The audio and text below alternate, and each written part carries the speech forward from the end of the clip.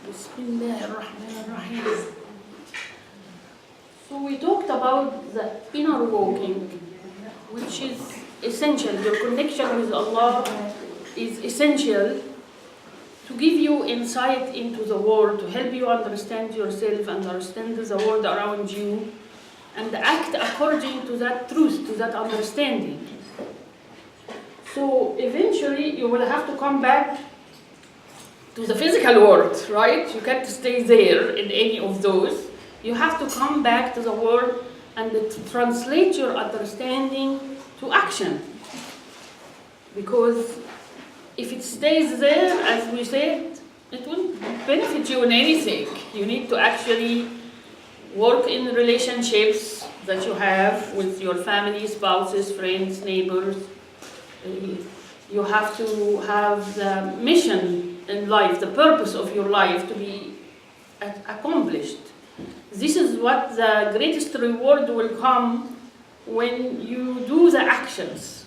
When you don't do the action and you stay there, you are still what I call in la la land, kind of. But we want to come to the world, the physical world, to be the servants of Allah, to be a representative of Allah. So what does this mean, to be the servant of Allah or the representative of Allah? Is to become, as the Prophet ﷺ, to become mercy for the world. How can you become mercy for the world? You can become mercy for the world to help your neighbors, help the people who are poor, help the homeless, help the refugees. We have a lot of refugees now in the country. So you have to take action, you have to make a sacrifice, as CG said. CG always asked us to give us sacrifice, to do sacrifice. If you don't have money, at least sacrifice your effort. Maybe you have a car, you can drive. The refugees they come here, they have nothing. You can come and drive someone to a doctor appointment or a child to school. You have money and you don't have time, give of your money. You have time and you don't have money, go, feed the homeless in the shelter. There is a lot of homeless people.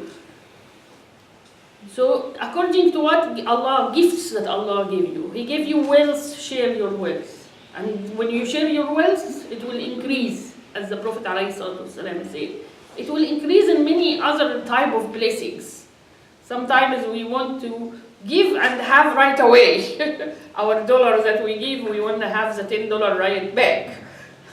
But it works in many ways. That's why CG said, if you give sacrifice, Allah will protect your family, will protect you, will bless you in many other ways.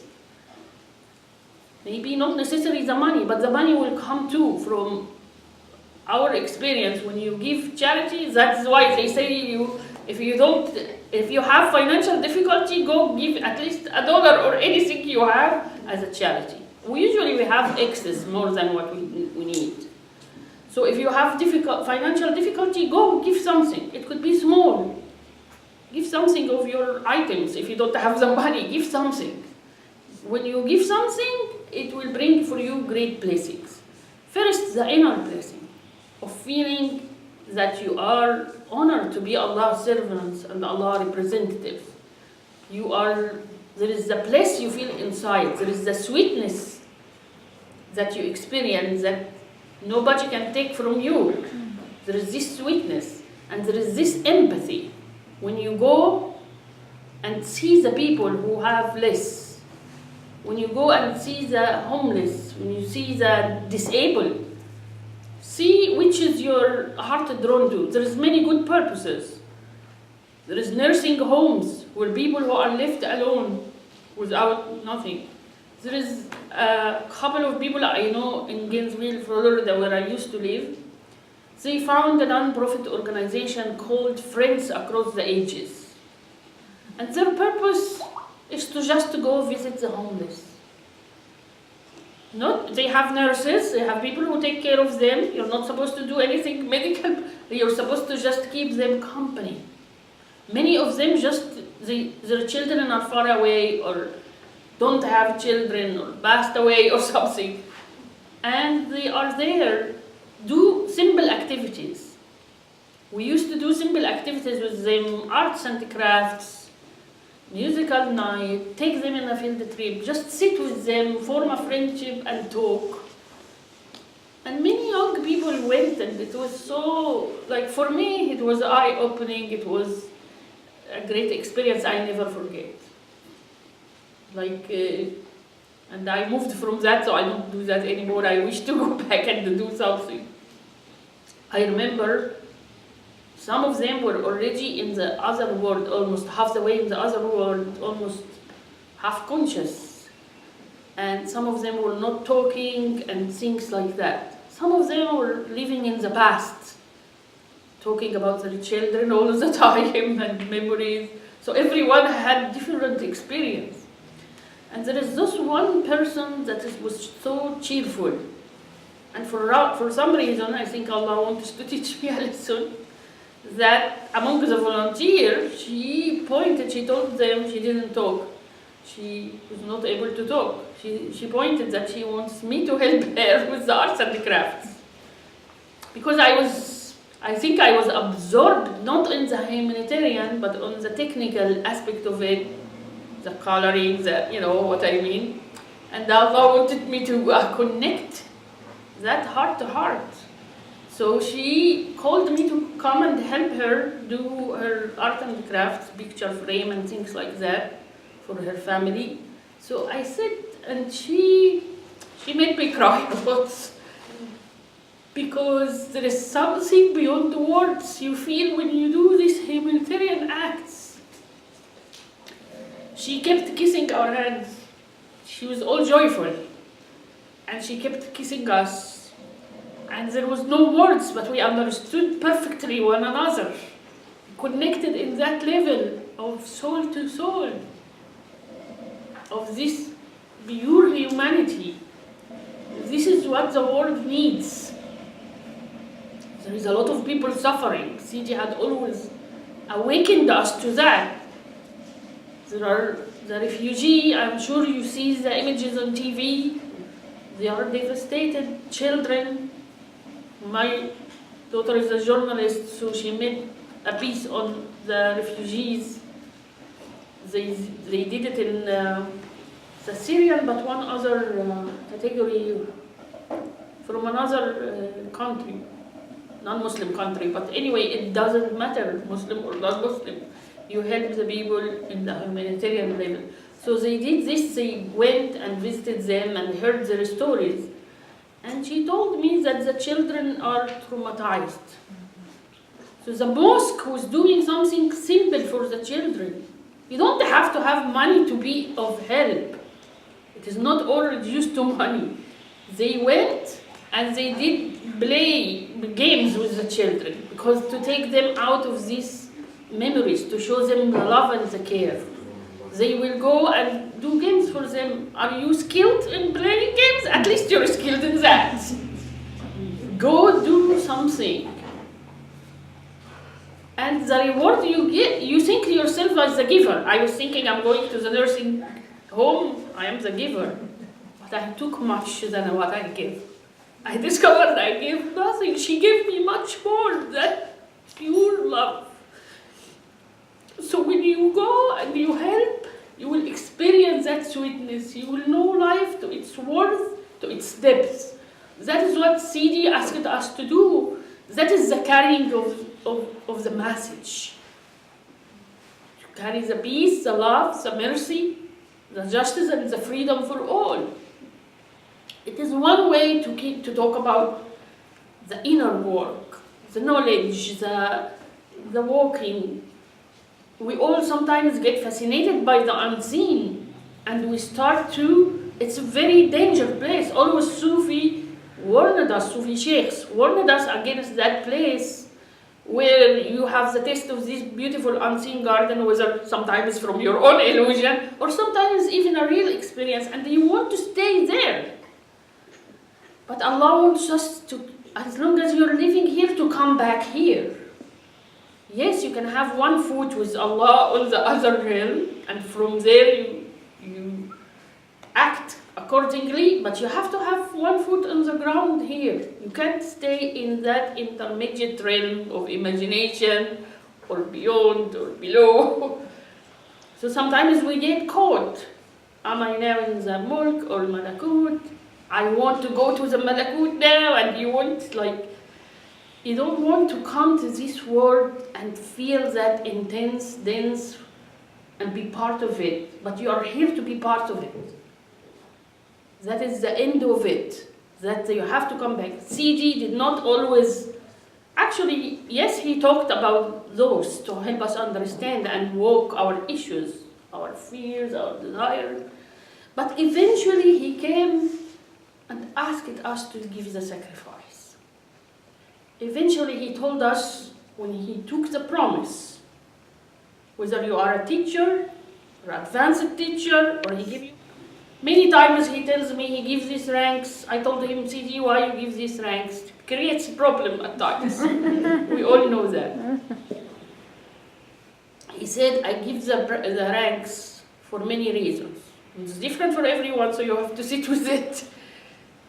Either to encourage the person to step to action and take responsibility to serve, or I give it as a test, because people's egos will come and maybe it will be cleaned that way.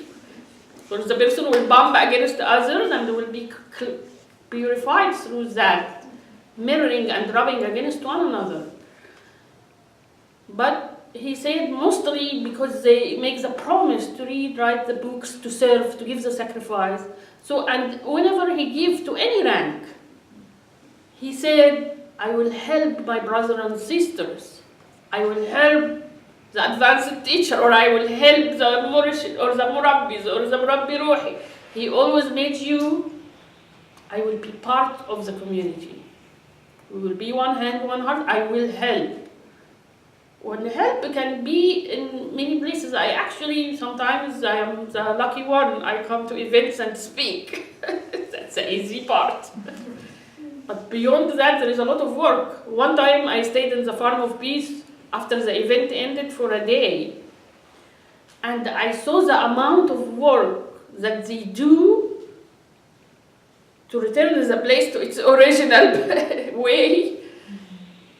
They were about 10 people, and they worked for 3 or 4 hours. I was amazed. I go and everything looks perfect, but it takes effort. So try to help of anything you can, any task you can. There is a lot of, I'm sure Alima can talk more about that. There is a lot of simple tasks you can do. Send emails, do a phone call, arrange something, set up, clean up. There are many tasks to choose from. Actually, the one task I respected the most when I saw people do it in the land, there were people who dedicated to clean the bathrooms. And that, in the Sufi way, I was watching these Turkish episodes, and Siji talked about it. His first task in Sufism was to set the shoes. When people come to the mosque or the zawiya or the retreat, they take off their shoes. His task was given to him to put the shoes in place. I encourage you to watch these Turkish episodes about Yunus Emre. He was a Sufi poet who followed a simple, illiterate sheikh. He was a judge and he was full of himself. Then he found that this sheikh has much more to offer than what he was doing. He didn't even know how to be just a judge. So he left all his position, his rank. He became darwish, we call like dervish. And he went to stay in that zawiya with the sheikh. And he wanted to have the knowledge that the sheikh have. So the sheikh said, everyone comes here is giving a job. And I'll give you a very important job. So he's like eager. And he said, you will clean the bathrooms. And he will. Especially the room of a majjoub who's like messy. And he struggled with it, but he tried to do it. he will force himself to do it. He will do zikr at night and say, okay, why you did that? No, I have to do it. This sheikh I trust. He struggled, but he did it. But he did it gradually. Eventually, I don't remember, but a fight broke between him and someone else, so he went to the sheikh, and he's like, and that was an occurring theme during the episodes that I learned from. He kept saying, I have did everything you wanted. You wanted me to clean the bathroom, I did. You wanted me to do this without uttering a word.